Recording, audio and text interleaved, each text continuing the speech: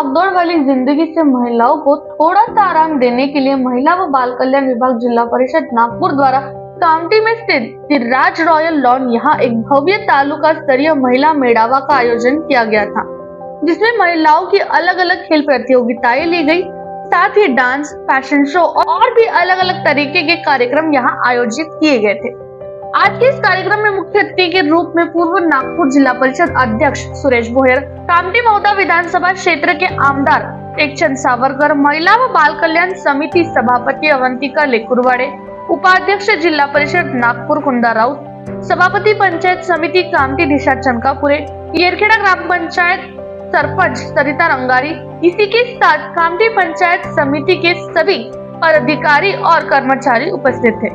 आज के इस कार्यक्रम में महिलाओं ने सभी कार्यक्रमों में बढ़ चढ़कर हिस्सा लिया। कार्यक्रम में कामठी तालुका के अंतर्गत आने वाले सभी गांवों की महिला सरपंच के साथ हजारों की संख्या में महिलाएं उपस्थित थी।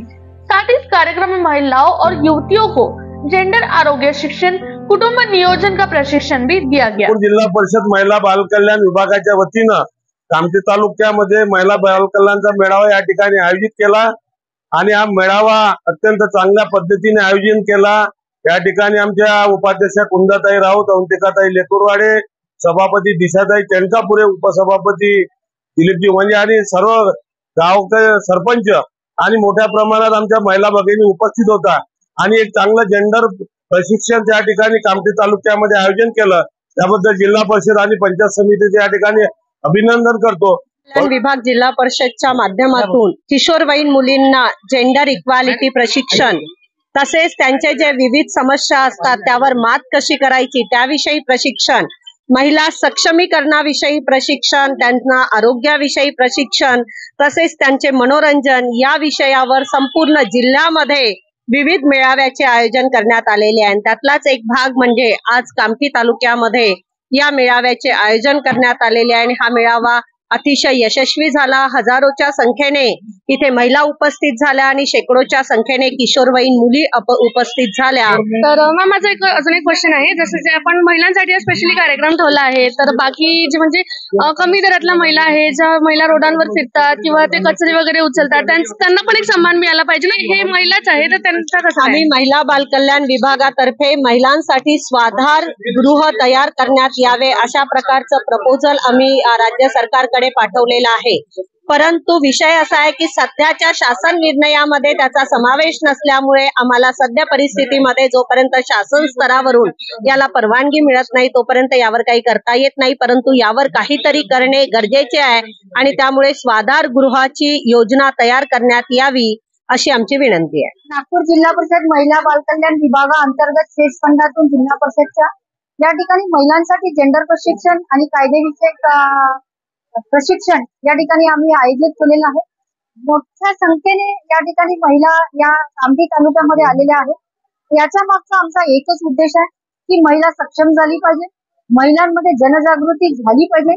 आजच्या देशामध्ये ज्या पद्धतीने महिलांना होणारे अन्याय, अत्याचार दिवसेंदिवस वाढत आहे, त्याकरिता नागपूर जिल्हा परिषद महिला बाल कल्याण आणि नागपूर जिल्हा परिषद स्वतः काम करत आहे की महिलांना जागृत करण्याचं, त्यांना स्वतःच्या पायावर उभं करण्यासाठी वेगवेगळे प्रशिक्षण सुद्धा आम्ही देत आहोत। अत्यंत सुंदर भव्य असा तालुका कामठी, त्यामध्ये अत्यंत मोठा असा महिलांना आत्मनिर्भर करण्यासाठी आणि महिलांना सक्षम बनवण्यासाठी, सोबतच महिलांचं मनोरंजन करण्यासाठी असा भव्य इथे महिला मेळावा आयोजित करण्यात आलेला आहे।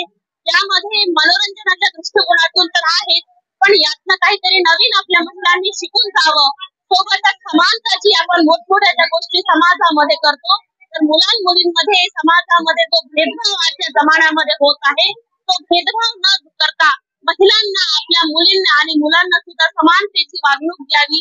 महिलांवर होणारे सातत्याने अन्याय आणि अत्याचार आहे याविषयी महिलांना कायदेविषयक ज्ञान सुद्धा या कार्यक्रमामध्ये देण्यात येत आहे। आज दिनांक 7 फेब्रुवारी महिला व बाल कल्याण विभाग जिल्हा परिषद नागपूर च्या वतीने 2023-24च्या शेष फंड अंतर्गत किशोरवयीन मुली आणि महिलांसाठी जेंडर प्रशिक्षण, कायदेविषयक प्रशिक्षण, कुटुंब नियोजन आणि महिला मेळावा असा कार्यक्रम आयोजित करण्यात आलेला होता। ज्या प्रकारे महिला, किशोरवयीन मुली आणि बालकांसाठी विविध प्रकारचे उपक्रम राबवत असते, 6 प्रकारच्या सेवा देत असते.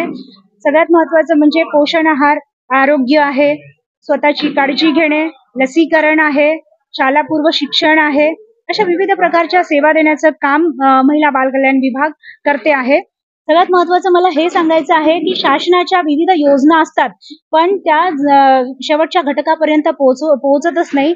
पण सगळ्यात महत्त्वाचे म्हणजे आमचे जे स्थानिक पदाधिकारी आहेत त्यांचं असं आहे की आपण जनतेमुळे निवडून आलो. आमचे नेते सन्माननीय सुनीलजी केदार साहेब, सन्माननीय सुरेशजी भोयर साहेब यांनी आम्हाला सांगितलंय की निवडणुकीपुरतं राजकारण, त्यानंतर तुम्ही ज्या संविधानिक पदावर बसता आहेत तर त्या पदाची पूर्ण गरिमा राखून आलेल्या प्रत्येक माणसाचं काम करणं हे आपलं प्रथम कर्तव्य आहे. शासनाच्या योजना त्यांच्यापर्यंत पोहोचवणं हे आपलं द्वितीय कर्तव्य आहे. तर या प्रकारचे मेळावे यापूर्वी झालेले नाही.